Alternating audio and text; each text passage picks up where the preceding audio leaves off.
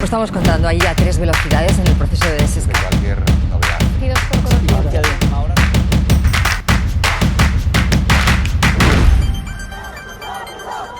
Esta imagen se acaba de producir en Beirut, en el Líbano, hace apenas unos minutos durante la manifestación convocada en protesta por la corrupción en el país.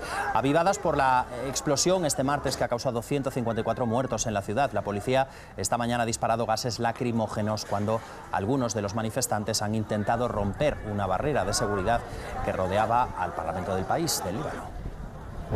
La situación humanitaria en Beirut se agrava. Hay 300.000 personas que han perdido sus hogares y unas 5.000 que han resultado heridas por esa explosión de principios de esta semana. Algunos de ellos están en estado crítico. Mañana habrá una conferencia internacional de apoyo al Líbano en la que va a participar España.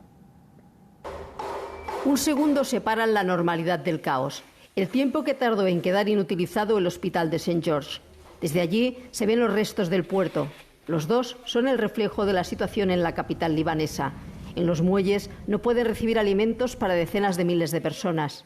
En el hospital se afanan en recuperar la actividad. Para evitar males peores, hemos trasladado a los enfermos a otros hospitales. Unos 400 voluntarios trabajan a destajo. En la ciudad, 1 millar de heridos necesitan hospitalización y más de un centenar están en estado crítico. Se temen otros problemas de salud por el aire tóxico que emana el depósito de nitrato de amonio que explotó. Y hay que añadir la pandemia. En las últimas horas se han detectado 400 nuevos positivos en la capital. Y en la explosión se perdieron varios cargamentos de mascarillas que estaban almacenadas en el puerto. El presidente libanés sostiene que la explosión pudo ser una negligencia o una intervención extranjera, pero ha rechazado una investigación internacional. Para movilizar una ayuda humanitaria de urgencia, este domingo se celebra una videoconferencia de donantes promovida por la ONU y el presidente francés. También participarán líderes europeos, la Liga Árabe y Donald Trump. Las primeras ayudas, vitales, han empezado a llegar. En este momento hay un centenar de estados, de países, que prohíben la entrada a aquellos viajeros que llegan desde nuestro país, desde España, o que han suspendido las comunicaciones aéreas y marítimas. 29 países imponen cuarentenas a los viajeros que llegan desde España o al menos desde alguna de las regiones españolas, y en 35 son los países que ven en color amarillo en el mapa, están los que han impuesto algunas otras medidas. Entre los países más cercanos, Suiza impone desde hoy mismo, desde hoy sábado, cuarentenas. En Reino Unido no hay avances sobre esos corredores sanitarios, y en Alemania las pruebas PCR son ahora obligatorias. A partir de este sábado, todo el que venga a Alemania de una zona de riesgo, es decir, una zona donde haya muchos contagios, tendrá que someterse obligatoriamente a un test PCR, tanto si viene por avión, por tren o por carretera. Negarse a estos test puede suponer una fuerte multa. Incluso algún político ha propuesto prohibir directamente los viajes a zonas de riesgo. En España serían Cataluña, Aragón y Navarra, por ahora. Porque la vuelta de vacaciones es una fuente de importación de contagios que han contribuido a que ya se hayan superado los más de 1000 por día esta semana. Aunque también aquí las reuniones familiares y de amigos, las fiestas sin control y los que se niegan a ponerse mascarilla y mantener la distancia son los principales focos de contagio. En el norte, donde esta semana empezaron las clases, ya han tenido que cerrar 2 colegios. El Reino Unido mantiene a España en la lista de países inseguros respecto de la pandemia del coronavirus y desaconseja viajar a cualquier parte de nuestro país, y por lo tanto mantiene también la cuarentena para todos aquellos pasajeros que lleguen aquí procedentes de España. La lista de viajeros que deberán permanecer recluidos a su llegada al Reino Unido se ha extendido en las últimas horas a Andorra, Bélgica y Bahamas, y no se descarta que Francia pueda ingresar en esta lista. El Ministerio de Sanidad británico extrema las medidas de seguridad y dice que los datos de contagios obligan a adoptar estas medidas. En las últimas horas se han registrado 950 nuevas infecciones y 49 fallecimientos. Suiza impone desde hoy una cuarentena obligatoria de 10 días a los viajeros procedentes de España, con dos importantes excepciones: los que procedan de las Islas Canarias o las Baleares. No es habitual que Suiza haga este tipo de distinciones por regiones con las limitaciones que pone a otros países. En este país en general no es obligatorio el uso de mascarillas, salvo en el transporte público o en edificios oficiales, y depende de cada cantón. Y eso que están aumentando muchísimo los casos de COVID, que se acercan ya a los 36.100, con casi 2.000 fallecidos.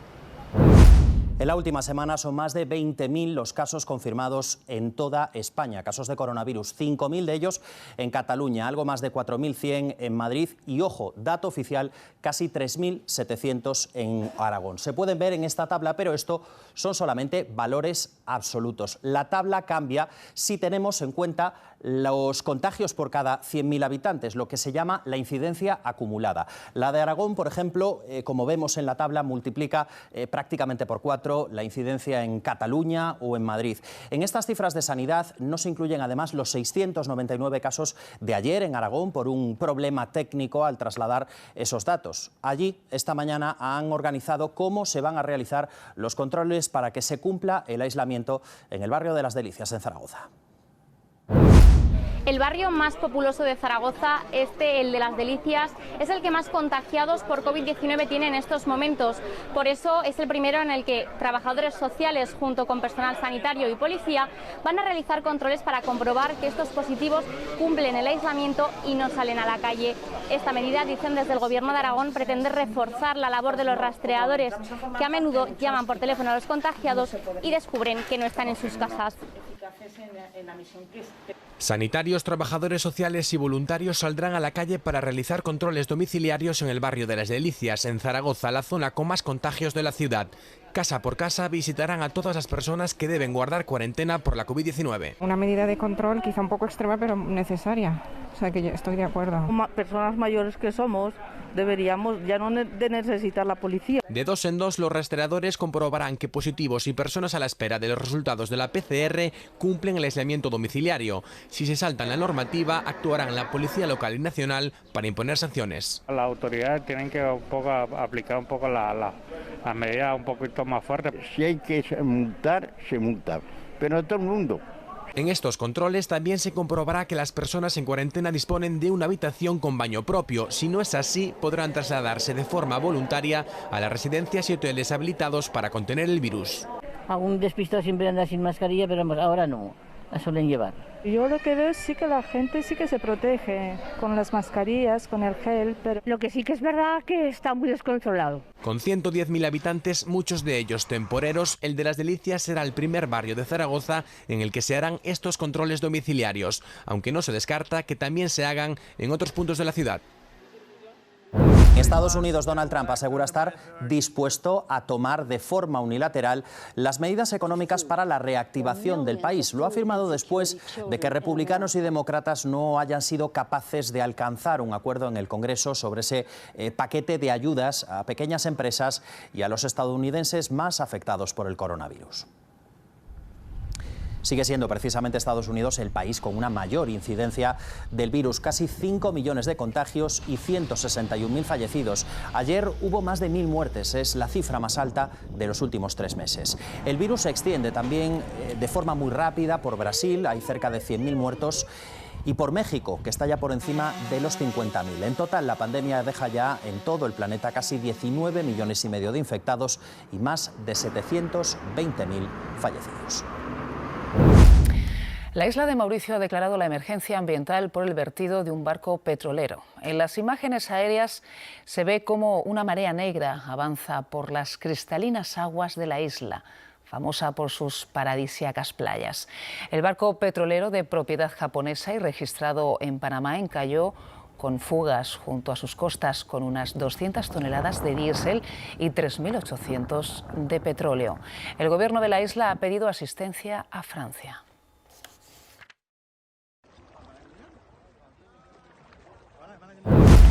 El primer ministro libanés anuncia elecciones anticipadas en el país 5 días después de la explosión del pasado martes en Beirut, que causó 158 muertos y cerca de 6.000 heridos. Esta tarde ha tenido lugar en la capital una manifestación que ha acabado con incidentes entre manifestantes y policías, en los que un centenar de personas han resultado heridas.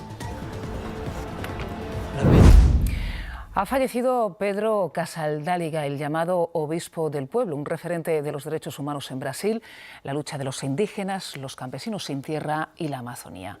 Casaldáliga, de 92 años, autor de más de 50 libros entre prosa y poesía, había nacido en un municipio de Barcelona, pero vivía en Brasil desde 1968, donde dedicó su vida a defender a los más indefensos. Siempre planteó que la Iglesia Católica debía tener un importante papel social y se convirtió en uno de los iconos de la teología de la liberación. Se enfrentó a la dictadura de Brasil y a los sectores más conservadores de la Iglesia Católica. Cree que oficialmente en Brasil